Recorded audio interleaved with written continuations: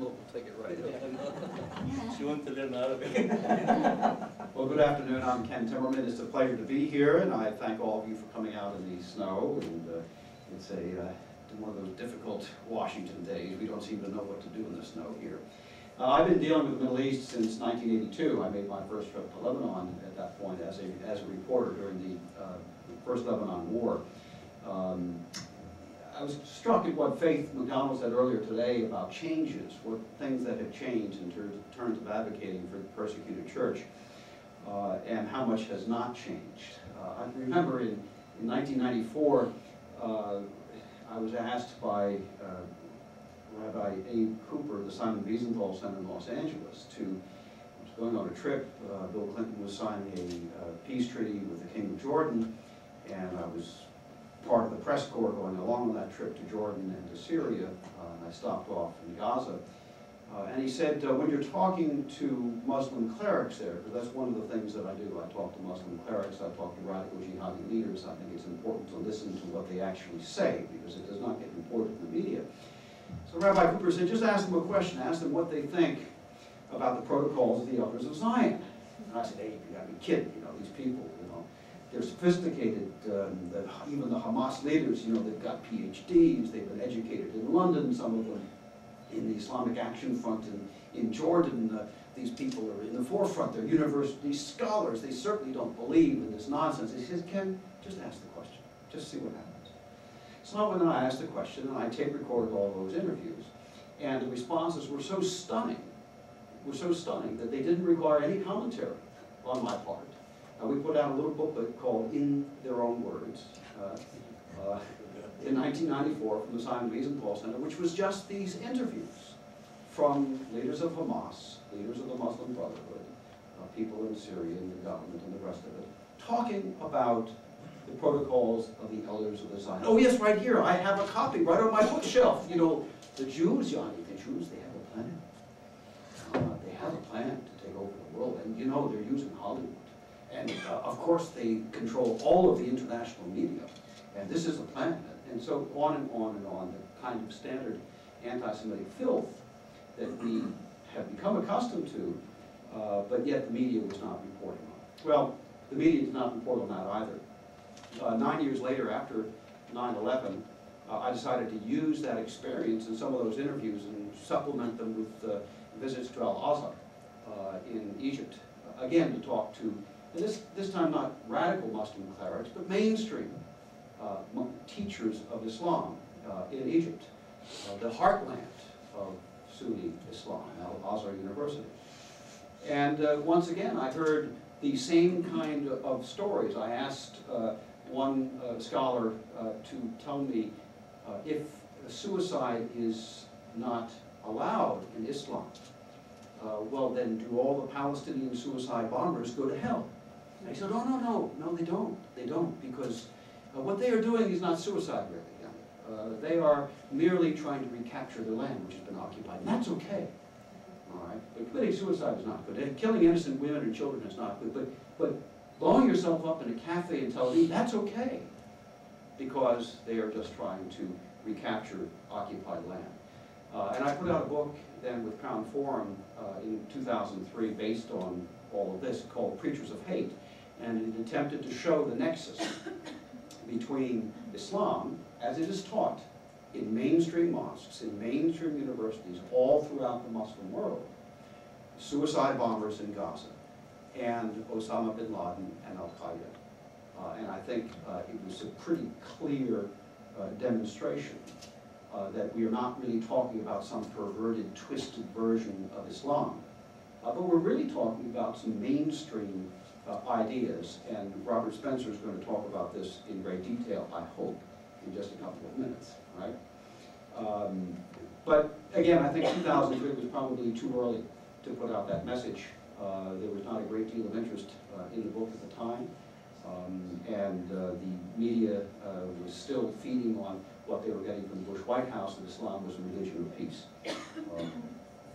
Now, I actually came here to talk to you a little bit before introducing Robert about the situation of Iraqi Christians, and I've spent the past couple of years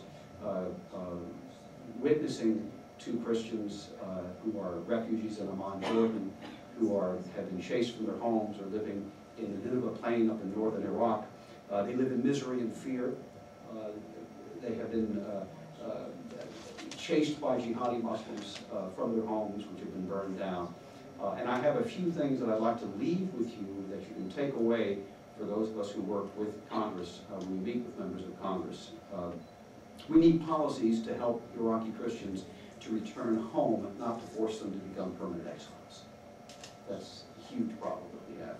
The United States government has consistently failed to follow through on plans approved by Congress, funded by Congress, to establish local Christian police force in the Nineveh Plain in northern Iraq, near Mosul. We have already trained something like 700 Christian, Assyrian, Chaldean, Syriac Christians in northern Iraq to police their own communities, to prevent jihadi Muslims from coming in and blowing up mosques, to prevent the Kurds from coming in and extorting territory. And the political situation in Iraq is such that they cannot deploy in the Christian areas. They've been sent to the Syrian border to work in Muslim areas. So we need a security-first approach in northern Iraq. The Kurdish government, the KRG, the Kurdish regional government, while it is offering a certain protection to Christians, and that is true, it's seeking also to dominate them politically. They refer to the Christians as their pet Christians, okay? And they're using the Christian population of northern Iraq as a way of gaining control over the oil-rich areas in Mosul and Kirkuk. And this is something that we cannot tolerate, and we need to open our eyes to. And while it's true, it's absolutely true that Christians are safer in the north, in the northern part of Iraq, than they are in Baghdad. Nevertheless, there's a long-term dispossession taking place. In one of my trips to Erbil, I spoke several times, gone back and spoken to him many times. Father Sabri al-Makdisi, who is the St. Joseph's Church and also at the Chaldean Seminary in Kawa, just outside of Erbil. And he believes that unless the Kurdish regional government reverses its current policies and the U.S. actively supports the Chaldean, Assyrian, Syriac population, you will not see a single Christian living here in 10 years. Okay? Why? It's a combination of things, all working together. First, obviously, the jihadi Muslim attacks.